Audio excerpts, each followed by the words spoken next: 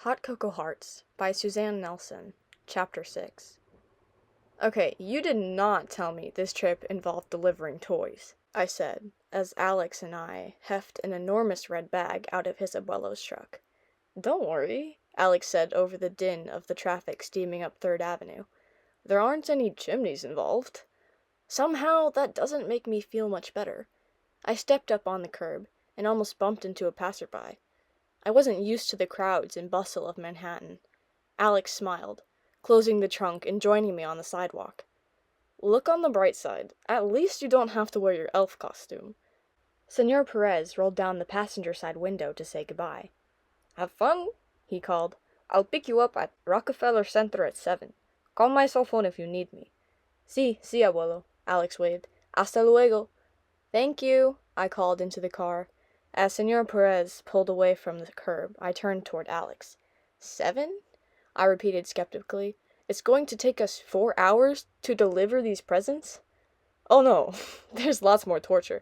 I mean fun, in store for you after this. Wait and see, he laughed.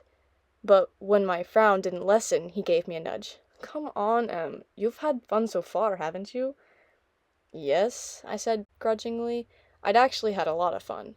On the drive into Manhattan, Alex and I had talked non-stop, debating our different tastes in music, movies, and books. As we teased each other and argued, we kept laughing, and the hour-long car ride had flown by. There were moments, too, when Alex would catch my eye in the middle of my talking and a sudden, inexplicable shyness came over me. It was the way he looked at me, like he wasn't listening out of politeness, but because he really wanted to hear what I had to say. Our stop at Calustian's had been fascinating. We'd spent a good hour exploring the 3 stories of spices, dried chilies, nuts, and herbs.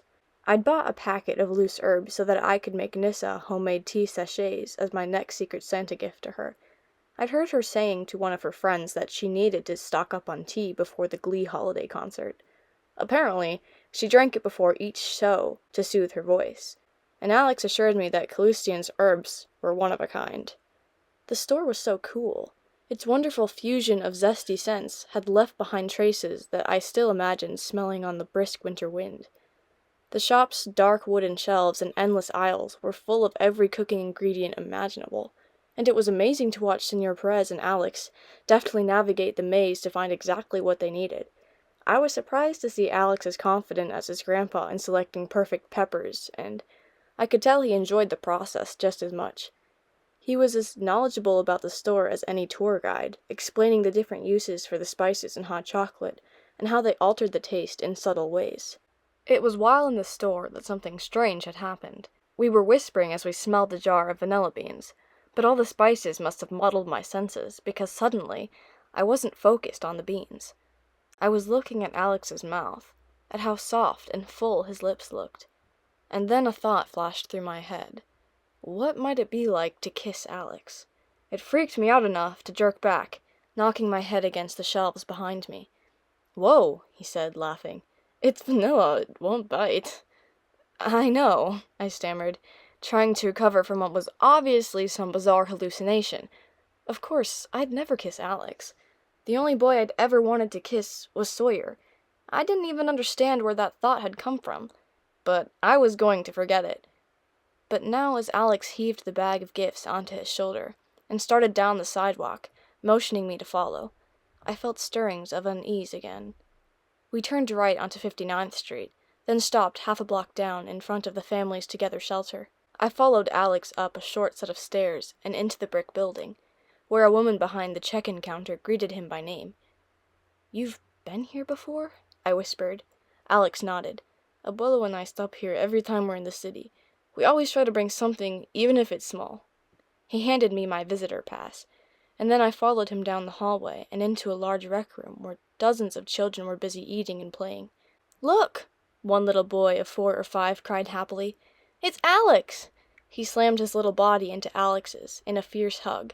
Hey, Ty! Alex kneeled down and opened the bag, digging through it until he pulled out a present with Ty's name on it. I brought something special for you today, bud. Merry Christmas. Ty's eyes lit up as he ripped off the paper to reveal a toy bulldozer. That was all it took. Within seconds, the rest of the children swarmed around us, jumping up and down for their presents too. Alex turned to me and, before I could protest, settled a load of presents into my arms. "Better get started," he said, "or they might mob you." I glanced at the presents, hesitating. "I'm not great at this kind of thing," I started, remembering my unfortunate interactions with the kids at the mall, and the little girl, Sophie, at the Holly Jolly house. Besides, wouldn't it be better to donate food or clothing? That's what these kids need more than anything. Alex looked out at the expectant faces peering up at us, and then at me. "Sometimes it's not about need. It's about being a kid, just playing, not worrying about adult problems." He gave me an encouraging smile. "You can do this. Give it a try." "Okay," I said warily, "but if there are tears, don't tell me I didn't warn you." Alex shook his head, smiling and handing out gifts. "Sounds good." I took a present from the top of my pile and read the name out loud. Anna. Within seconds, a knee-high girl with springy black curls was tugging at my shirt for her gift. She opened it and gave a gleeful shriek. "A Chatty Sally doll! She moves her arms and legs and—" She giggled, her eyes glowing with happiness. "Even wets her diapers for real." I laughed. The girl was so cute, and her enthusiasm contagious. That's great. Who knew a bedwetting doll was some girl's dream come true? "Me next," a boy called out, clapping his hands. "I'm Gary." "Gary, okay." I rummaged through the presents, looking for his, and soon I was busy handing out gift after gift, watching, fascinated, as the kids ripped open their packages, and wrapping paper flew helter-skelter around the room. It was joy-infused chaos, and the expressions on the kids' faces were priceless, pure and candid. Once my presents were all passed out, I grabbed my camera and, before I really understood what I was doing, started snapping photos. They weren't anything like the pictures I usually took, but it didn't matter. The smiles I caught on camera were just as genuine as any frown or tears I'd captured on any film. I swung my lens around the room, snapping away, then suddenly froze on one face. Alex's. Wintry sunlight poured in from one of the windows, giving his espresso eyes a golden glow. His smile was bright, his tan face full of warmth. In an instant, looking through the lens, I saw him the way a stranger might have. I always thought of him as boyish, but in this light, as he interacted with the kids around him, he looked older and, shocker, kind of handsome. My heart sped up confusedly. What was going on with me today? I lowered the lens and glanced at him again, then saw to my relief that the old Alex was back. But my cheeks were still heated, and he caught my eye and walked over. "That smile looks great on you," he said. "You should wear it more often." "I wasn't smiling," I protested. "Oh no?" Alex raised an eyebrow. "Well, in that case, that freaky thing that you've been doing with your lips has been going on for a solid hour. You should really have that checked out by a doctor. Could be serious." "Shut up." I tried to give him the evil eye, but ended up laughing instead. "Time to go," he said, stuffing the empty red bag into his backpack. "I have some very important research to do on 60th Street. "This is your important research?" I asked. I sat at the small table with Alex, staring in awe at the enormous cup of frozen hot chocolate and the sundae the waitress had set down in front of us. In the rainbow light cast by the dozen or so Tiffany lamps hanging randomly about the cheery cafe, I could see that every table at Serendipity 3 was packed with customers. Most of them were enjoying shakes, hot chocolates, or desserts that matched or even exceeded ours in size. "Absolutely," Alex said, sticking 2 straws into the whipped cream peaks of our drink. "Abuela likes to keep an eye on our competitors, and Serendipity 3 is famous for its frozen hot chocolate. We haven't tried anything like it at Cocoa Cravings yet." He leaned forward to whisper, "I wanted to do some reconnaissance first." "There's no way you can drink all that," I challenged. "You're right," he smiled. "You're going to help. Go ahead. Take a swig. If you like it, I won't take it personally. I promise." "Okay, but then you let me off the hook to enjoy my sundae, right?" He nodded, and I reached for the cup. As I did, my hand brushed against his, and a sudden bolt of electricity shot through me. Our eyes locked for a split second, and a strange expression flitted over Alex's face, like he'd felt the zing too. "Sorry," I blustered, dropping my eyes even as I felt him studying my face for another awkward few seconds. Moments like this had been happening all day, But they were all wrong. If Sawyer was right for me, and he was, then whatever this was with Alex had to be wrong. So I was going to stop letting it affect me, no matter what. I shook my head to clear it, and focused on the frozen hot chocolate in front of me. I took a sip and immediately shook my head. The drink was sweet, but it goes against nature, drinking something that cold in the dead of winter. Clearly the finer points of great hot chocolate are lost to you. Hands off! He playfully slapped my hands away and took possession of the hot chocolate again, taking a long, satisfying swig. I have to say, I'm glad Serendipity 3 is a whole state away from cocoa cravings. Otherwise, we might be in some serious trouble. He nodded toward my sundae. What do you think? I cast a doubtful glance at my strawberry-filled sundae, which sat before me in pink and white glory. Normally, I'd never go for something so sweet, but in honor of my favorite Beatles song and the great John Lennon, I'm going to give it a shot. I dug into the sundae and pulled out a towering spoonful of cheesecake and strawberry ice cream, then took a big bite.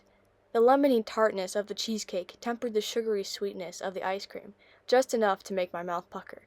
Not too shabby. So, Strawberry Fields Forever is your favorite song, Alex said, as I offered him a bite of the sundae. I could see that, with all the nonconformist lyrics. Living is easy with eyes closed, misunderstanding all you see. The surprise on my face must have shown because he laughed, shrugging. What? I'm a Beatles fan too. I love those lines, I said. People going through the motions every day, not thinking about why they're doing what they're doing, if it means anything to them. Like what people do during the holidays? He suggested. Exactly, I cried. Buying presents, singing the carols, blah blah blah. Maybe they're only doing it because it's what they've always done. They're used to it, and they're afraid to change. Or maybe because they truly do love what it means, he said. Maybe it's not them misunderstanding. Maybe it's me, I finished for him. I'm the one who's misunderstanding other people. Alex stared into his drink, seeming to have an internal debate about whether or not to keep going. All I'm saying is that you're so stuck up on proving how insincere people are. Maybe you're missing out on moments that are real. His eyes settled on my face, without a trace of their usual lightness, and I squirmed uncomfortably in my seat. I saw you with those kids at the shelter, he said quietly. When you let your guard down, you were so different. You're reading into it, I said defensively, even though I had had a great time with the kids. I'm no ice queen whose heart is going to suddenly melt after handing out a few presents. I blew out a frustrated breath and put my spoon down, losing my appetite. Can we drop it, please? I said. I don't want to argue. He hesitated, then looked up at me with a small, measured smile. You're right. We have the rest of the afternoon to have fun in the city, and you have to make some serious headway on your sundae. Let's forget about it, okay? I nodded in relief. Okay. We finished our treats and started the walk downtown toward Rockefeller Center. Even though it was only late afternoon, heavy snow clouds loomed over the skyscrapers, casting the sidewalks in shadowy twilight. Within a few minutes, flurries were spiraling down, coating the tips of my eyelashes. We walked west to Fifth Avenue. Sleigh bells were jingling from the horse-drawn carriages plodding around the outskirts of Central Park, and the smell of roasted nuts drifted in smoky, coffee-scented wisps on the wind. We passed FAO Schwarz, where the windows overflowed with giant wooden soldiers, nutcrackers, dolls, and every toy a child could want. The whole avenue was jam-packed with people admiring the elaborate holiday window displays in the fancy department stores. When we reached 51st Street, and Alex started to round the corner toward Rockefeller Center, I stopped in the middle of the sidewalk. Look, I started, my heart skittering. I'm tinseled out. Maybe we could skip the Rockefeller Center tree? Alex's brow furrowed in confusion. But that's where we're supposed to meet Abuelo. Come on, you've survived the last 9 blocks. You can survive one more. Alex, wait. It was on the tip of my tongue to tell him why I felt dread creeping up my spine, why the idea of seeing that enormous tree standing proud and tall above the ice skating rink made a knot tighten around my stomach. But he was already walking ahead, assuming I was behind him.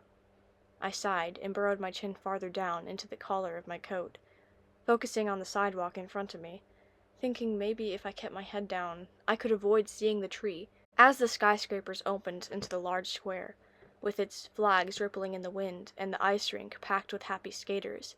The thousands of sparkling lights from the tree glimmered in the corner of my vision. Even though I didn't want to look, I knew I had to, so I slowly raised my eyes.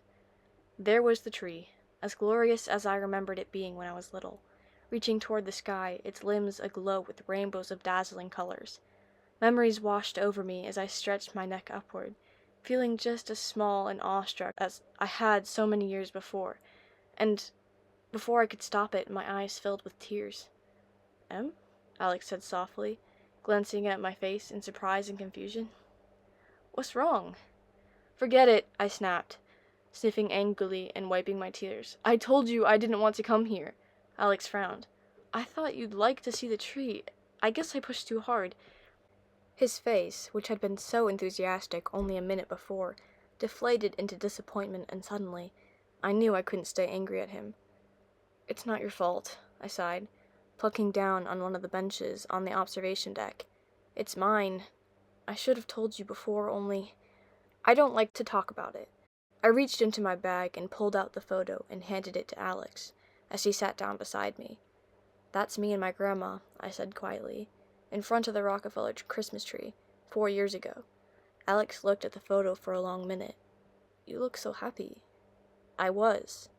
She used to bring me here into the city every year to see the tree.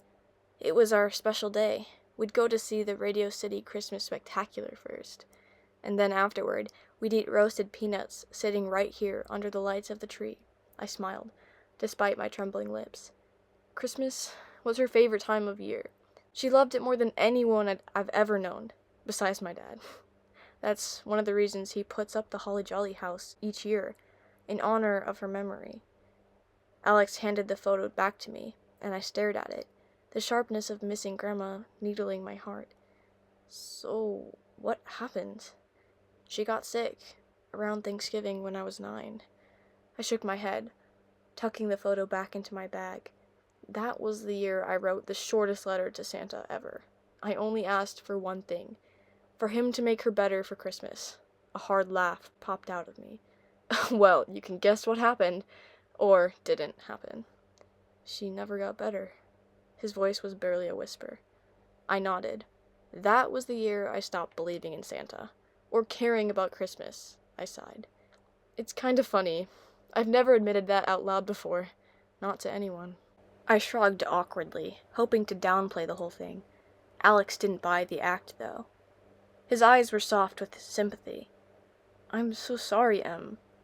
He ran his fingers through his dark hair, pausing over his next words.